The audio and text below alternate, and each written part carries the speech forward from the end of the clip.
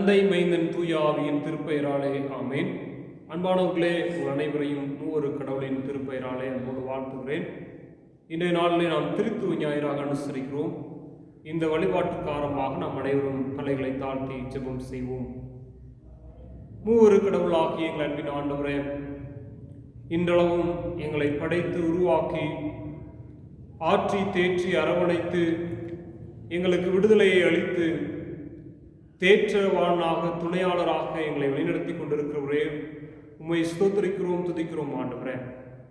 இந்த திருத்துவ ஞாயிறிலே உம்முடைய மகத்துவத்தையும் உம்முடைய அன்பையும் உம்முடைய கிருபையும் ஆண்டவரே, உம்முடைய ஆசீர்வாதங்களை நாங்கள் உணர்ந்து கொள்கின்ற உணர்வை எங்களுக்கு தந்தள்ள வேண்டும் என்று ஜெபிக்கிறோம். இந்த நாளிலே இந்த கொரோனா கொடுந்தொற்றின் ஊடாக உம்மை நோக்கி பார்க்கிறோம் ஆண்டவரே. எங்களை இந்த உலகத்தில் உருவாக்கியவர் நீர் ஆண்டவரே. ஒவ்வொரு சூழ்நிலையிலும் ஆண்டவரே, இந்த உலகத்தின் தீய காரியங்களிலிருந்து எங்களை தூக்கி மீட்டெடுக்கிறவர் நீர் ஆண்டவரே. இன்றைக்கும் எங்களுக்கு துணையாளராக தேற்றமானாக வழிநடத்துகிறவர் நீர் ஆண்டவரே என்பதை உணர்ந்து உங்களுடைய சமூகத்தில் எங்களை முற்றிலுமாக தாழ்த்தி ஒப்புக் கொடுத்து ஜெபிக்கிறோம் ஆண்டவரே. இந்த சூழல்கள் அனைத்தையும் உங்களுடைய பாதப்படியில் வைத்து ஜெபிக்கிறோம். நீர் மாற்றக்கூடியவர், நீர் எங்களை வழிநடத்தக்கூடியவர், எங்களுக்கு ஆற்றல் அளிக்கக்கூடியவர் என்பதை உணர்ந்து உடைய சமூகத்தில் எங்களை தாழ்த்தி ஒப்படைக்கிறோம். மீட்பெரும் இரட்சகருமாகிய இயேசு கிறிஸ்துவின் ஜெபிக்கிறோம் ஜீவனுள்ள தகப்பனே, ஆமென்.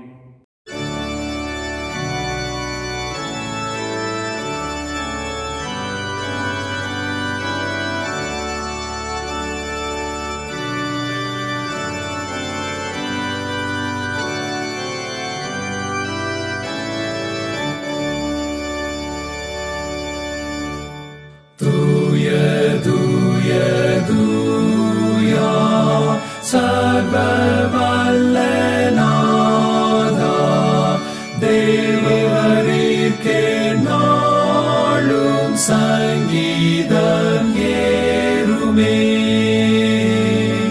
தூய தூய தூயா மூவரான ஏகா காருண்யரே, தூய த்ரியேகரே. தூய தூய தூயா அன்பர் சூழ நின்று தெய்வ ஆசனம் முன்னர் தம் கிரீடம் வைப்பாரே. கேருபீன் சேராபீன் தாழ்ந்து போற்ற பெற்று ஈன்றென்றும் வீட்டாள் வீரநாதியே.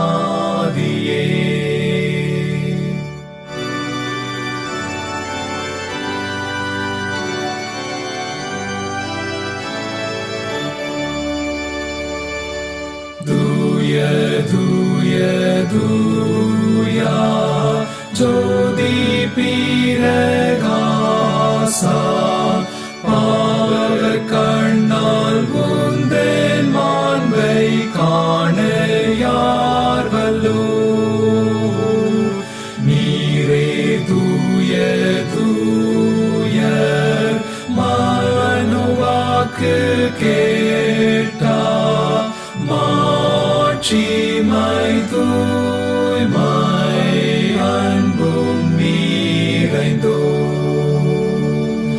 தூய தூய தூயா சர்வவல்ல நாதா, வானம் பூமி ஆழி உம்மை ஸ்தோத்தரிக்குமே.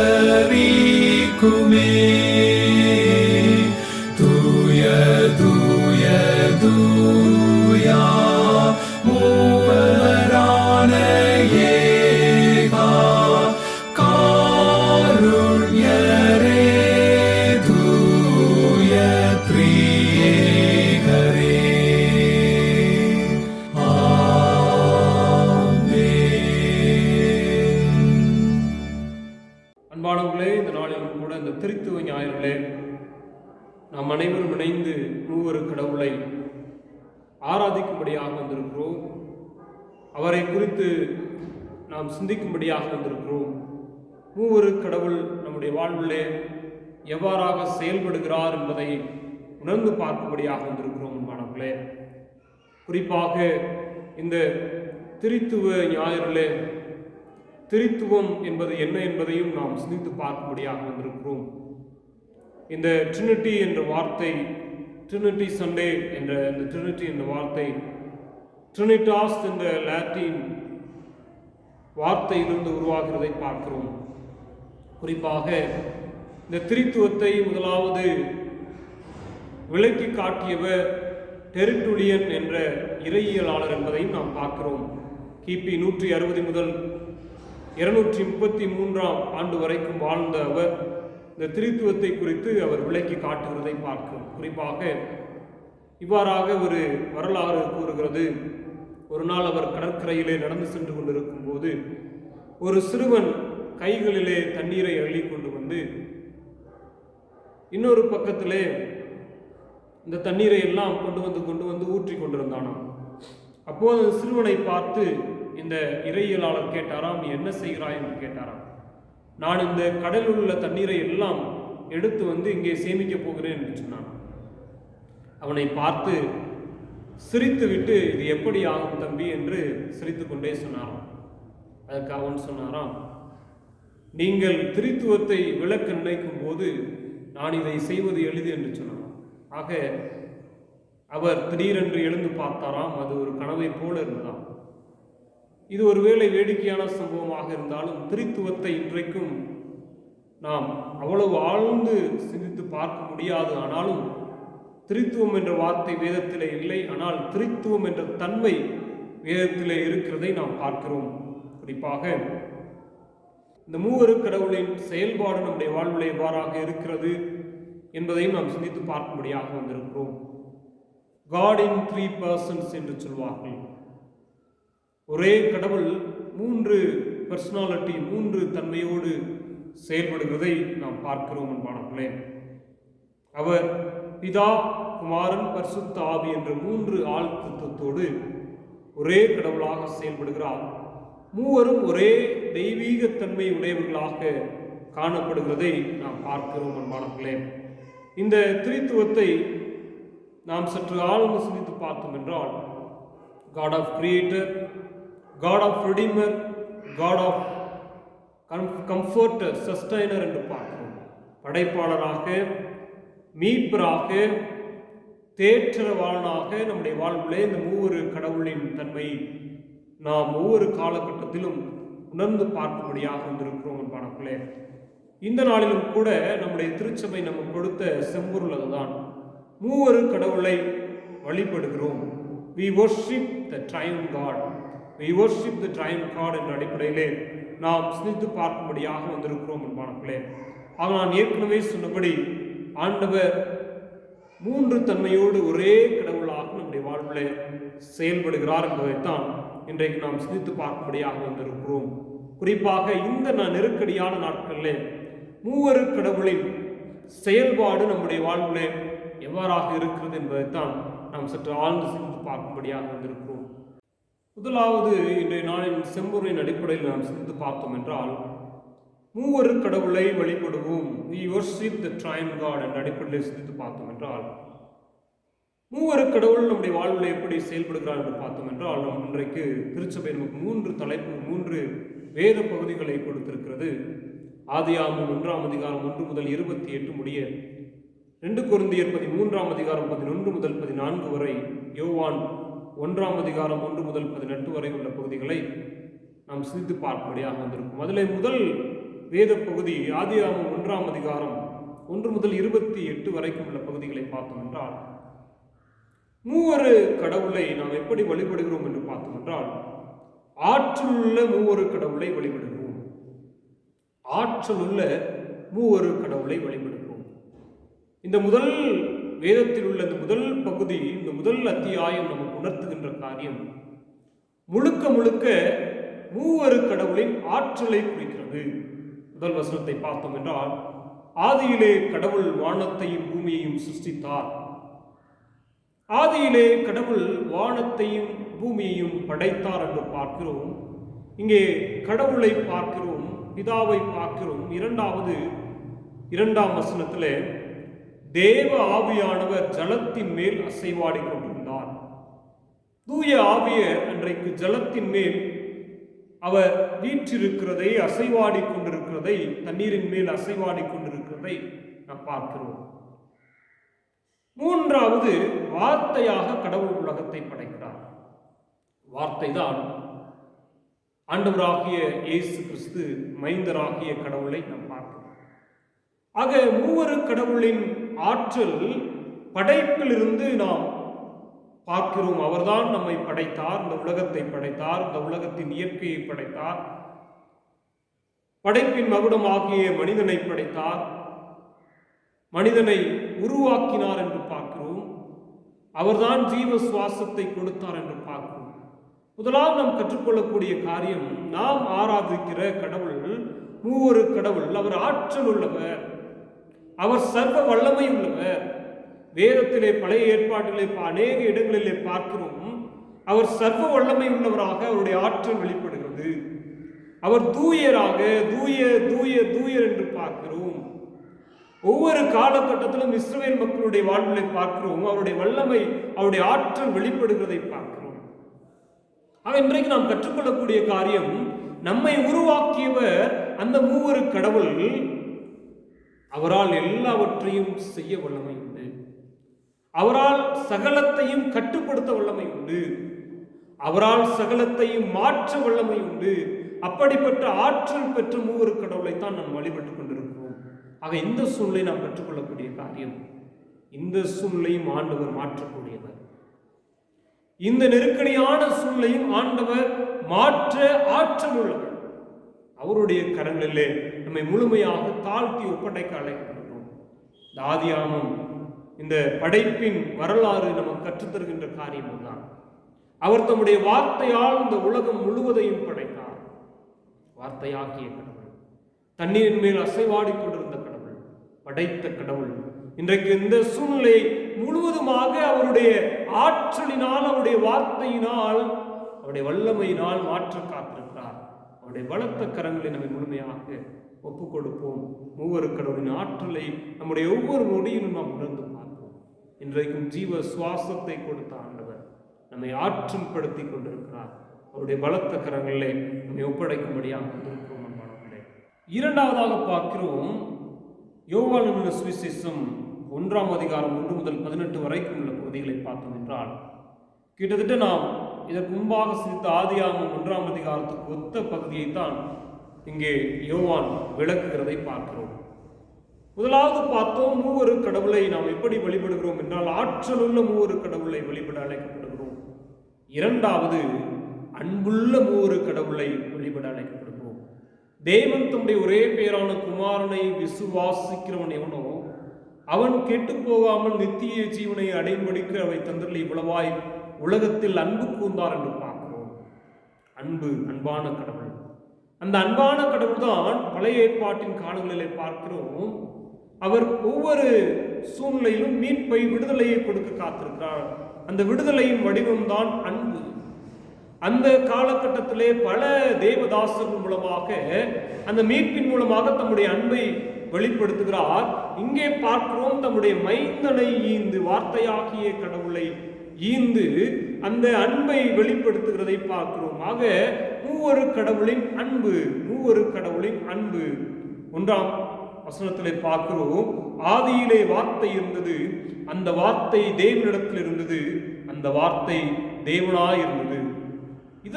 இதை தவிர ஒரு சிறந்த உதாரணத்தை, மூவரு கடவுள் தன்மையை நாம் கற்றுக்கொள்ள முடியாது. ஆதியிலே வார்த்தை இருந்தது, அந்த வார்த்தை தேவனிடத்தில் இருந்தது, அந்த வார்த்தை தேவனாய் இருந்தது. ஆக அந்த மூவரு கடவுளின் ஒற்றுமையை, ஒரு தன்மையை நாம் சிந்தித்து பார்க்கும்படியாக வந்திருக்கிறோம். 3ஆம் வசனத்திலே பார்க்கிறோம், சகலமும் அவர் மூலமாய் உண்டாயிற்று, உண்டானதொன்றும் அவராலே இல்லாமல் உண்டாகவில்லை. அவருக்குள் ஜீவன் இருந்தது, அந்த ஜீவன் மனுஷருக்கு ஒளியாயிருந்தது. ஆண்டவராக இயேசு கிறிஸ்துவை இங்கே யோவான் இரண்டு விதங்களிலே வெளிப்படுத்துகிறார். ஒன்று வார்த்தை, இரண்டாவது ஒளியாக வெளிப்படுத்துகிறார். அந்த ஒளியை குறித்துதான் இவர் சாட்சி கொடுக்க வந்தேன் என்பதை வெளிப்படுத்துகிறார். அன்பானவர்களே, 5ஆம் வசனத்தில் பார்க்கிறோம், அந்த ஒளி இருளிலே பிரகாசிக்கிறது, இருளானது அதை பற்றி கொள்ளவில்லை என்பதை நாம் சிந்தித்து பார்க்கும்படியாக வந்திருக்கிறோம். 9ஆம் வசனத்தில் பார்க்கிறோம், உலகத்திலே எந்த மனுஷனையும் பிரகாசிப்பிக்கிற ஒளியே அந்த மெய்யான ஒளி. இரண்டாவது அன்பாய் இருக்கின்றான். தேவன் அன்பாகவே, கடவுள் அன்பாகவே இருக்கிறான் என்று பார்க்கிறோம். அவர் இன்றைக்கும் நம்மேல் அன்பு கூறுகிறவராக இருக்கிறார். அதனால்தான் அந்த அன்பு மானிடனாக இந்த உலகத்திலே வந்தது என்பதை பார்க்கிறோம். அந்த அன்பாய் இருக்கிற ஆண்டவர் இன்றைக்கும் நம் மீது அன்பாய் இருக்கிறார். நமக்கு இப்படிப்பட்ட சூழ்நிலையில், நெருக்கடியான சூழ்நிலையிலே நம்மை மீட்புக்கு நேராக வழிநடத்த காத்திருக்கிறார். இந்த சூழ்நிலையில் நம்மை விடுவிக்க காத்திருக்கிறார், விடுதலை தர காத்திருக்கிறார். அவருடைய பலத்த கரங்களை நம்மை அர்ப்பணிக்கும்படியாக வந்திருக்கிறோம். இந்த திரியேக கடவுள், இந்த மூவரு கடவுள் ஆண்டவராக இயேசு கிறிஸ்து யோர்தான் நதிக்கரையிலே ஞானஸ்தானம் பெற்றுக்கொள்ளும் போது வெளிப்படுகிறது நாம் பார்க்கிறோம். இவர் என்னுடைய நேசகுமாரன், இவரில் பிரியமாயிருக்கிறேன் என்பதை வெளிப்படுத்துகிறதை பார்க்கிறோம். இந்த நேசம், அந்த அன்பை ஆண்டவர் இன்றைக்கும் நம்மேல் வெளிப்படுத்துகிறது. எதனால் என்று பார்த்தோம் என்றால், தாம் உருவாக்கி இந்த மானுடத்தை மீட்பதற்காக மூவரு கடவுளாகிய அவரே இந்த உலகத்தில் வெளிப்படுகிறதை, வார்த்தையாகிய கடவுள் மனுஷனாக, மைந்தனாக, கடவுளின் மைந்தனாக, மனுஷகுமாரனாக வெளிப்படுகிறதை பார்க்கிறோம். அவரை நாம் இறுக பற்றி கொள்வோம். இன்றைக்கும் நம்மேல் அவர் அன்புள்ளவராக இருக்கிறார். அவர் இந்த சூழ்நிலையில் நம்மை விடுவிக்க காத்திருக்கிறார். அவரை நாம் இறுக பற்றி கொள்ள அழைக்கப்படுகிறோம். மூன்றாவதாக நாம் பார்க்கிறோம், முதலாவது பார்த்தோம் ஆற்றலுள்ள மூவரு கடவுள், அவரை நாம் வழிபட அழைக்கப்படுகிறோம். இரண்டாவது அன்புள்ள மூவரு கடவுளை வழிபட அழைக்கப்படுகிறோம். மூன்றாவதாக ஐக்கியமுள்ள மூவரு கடவுளை நாம் வழிபட அழைக்கப்படுகிறோம். இந்த மூவரு கடவுள் என்றாலே மூவரும் ஐக்கியப்பட்டிருப்பதை நாம் பார்க்கிறோம். அந்த ஐக்கியத்தின் வெளிப்பாடுதான் இந்த உலகத்தின் படைப்பு, மீட்பு. இன்றைக்கும் நமக்கு துணையாளராக, பாதுகாப்பாளராக ஆண்டவர் நம்மோடு வாசம் செய்வதை நாம் உணர்ந்து பார்க்க முடியாது. குறிப்பாக யோவான் 1 யோவான் 5ஆம் அதிகாரத்திலே அவர் மிக தெளிவாக ஒரு காரியத்தை விளக்குவதை பார்க்கிறோம். 5ஆம் அதிகாரம் 7ஆம் வசனம் இவ்வாறாக இருக்கிறது, பரலோகத்திலே சாட்சியிடுகிறவர்கள் மூவர், பிதா, வார்த்தை, பரிசுத்த ஆவி என்பவர்களே, இம்மூவரும் ஒன்றாயிருக்கிறார்களே என்பதை நாம் பார்க்கிறோம். பரலோகத்திலே சாட்சியிடுகிறவர்கள் இவர்கள் தான் நம்மை குறித்து. பரிசுத்த ஆவி, பிதாவானவர், வார்த்தை, பரிசுத்த ஆவி என்றெல்லாம் நாம் பார்க்கிறோம்.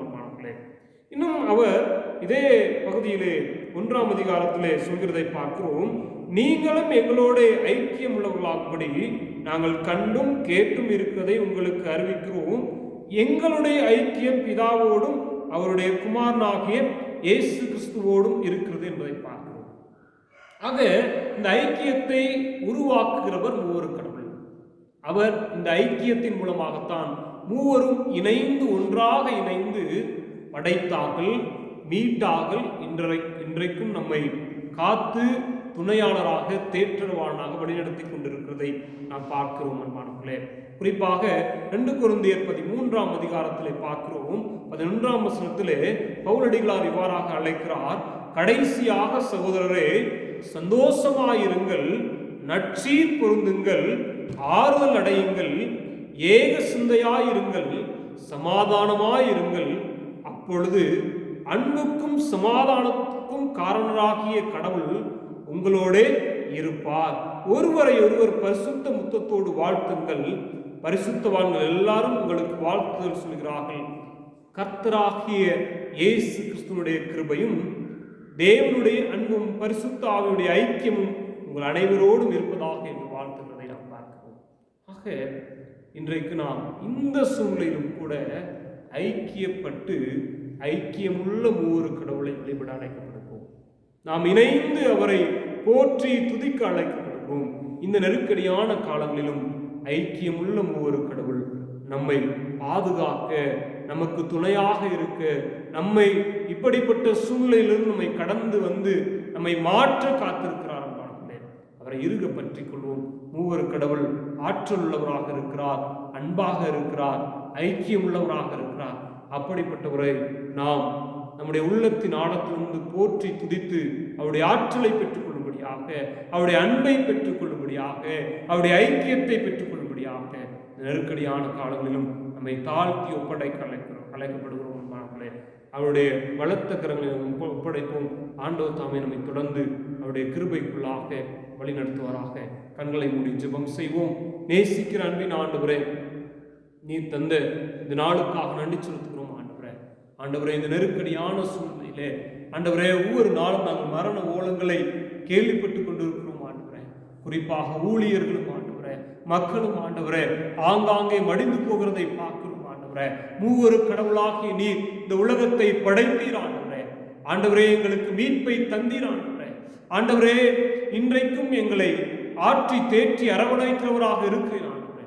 உங்களுடைய ஆற்றலால் நாங்கள் இன்றைக்கும் உயிர் வாழ்ந்து கொண்டிருக்கிறோம் ஆண்டவரே. தங்களுக்கு அருமையானவர்களை இலக்கு கொடுத்த குடும்பத்தை நீர் ஆற்றல் படுத்த வேண்டும் என்று செபிக்கிறோம் ஆண்டவரே.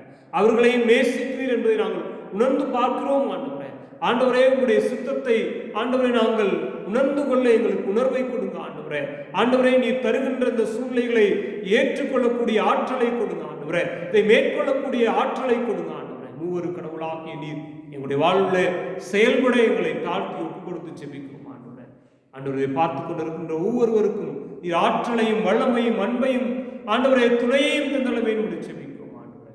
எங்களை கரங்களை தாழ்த்தி ஒப்பு கொடுத்து செபிக்கிறோம். இப்போ உமச்சகரமாகிய இயேசு கிறிஸ்து ஜெபிக்கிறோம் ஜீவனுள்ள தகப்பனே. ஆண்டவராகிய இயேசு கிறிஸ்துவின் கிருபை, பிதாவாகிய கடவுளின் அன்பும் தூய ஆவியரின் பாதுகாப்பும் பராமரிப்பும் நம் அனைவரோடும் இன்றும் ஸ்தாபனங்களை இருப்பதாக.